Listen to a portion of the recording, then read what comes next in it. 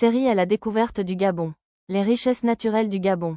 Présenté par Info Impact TV. As-tu déjà pris conscience de la grandeur du pays où tu vis?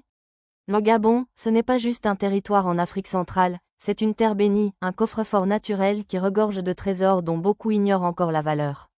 Le Gabon, c'est l'un des poumons verts de la planète, avec plus de 85% du territoire couvert de forêts.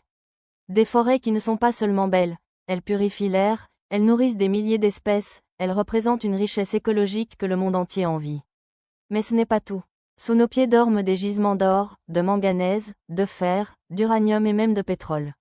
Ces ressources ont bâti des économies ailleurs, mais ici, elles attendent d'être transformées en véritables bénédictions pour chaque Gabonais. Et que dire de notre biodiversité? Des éléphants, des gorilles, des panthères, des oiseaux rares que des milliers de touristes rêvent de venir admirer. Nous vivons dans un pays où la nature est un patrimoine vivant, un sanctuaire que beaucoup paieraient une fortune pour visiter. Mais voici la vraie question. À quoi servent toutes ces richesses si le Gabonais lui-même n'en bénéficie pas pleinement? À quoi sert d'être assis sur un trésor si l'on continue à vivre comme si l'on n'avait rien? Gabonais, il est temps de nous réveiller. Ce pays nous appartient, et sa richesse doit se traduire en écoles meilleures, hôpitaux performants, routes solides et vies transformées. Ne restons pas spectateurs pendant que d'autres profitent de ce que Dieu nous a donné. Je t'appelle aujourd'hui à une prise de conscience. Aime ton pays, protège ses ressources, valorise ses richesses, et surtout réclame qu'elles servent d'abord aux Gabonais.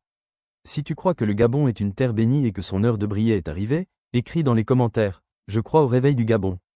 Et surtout, partage ce message, car l'étape 1 de notre découverte du Gabon, c'est de reconnaître que nous avons tout.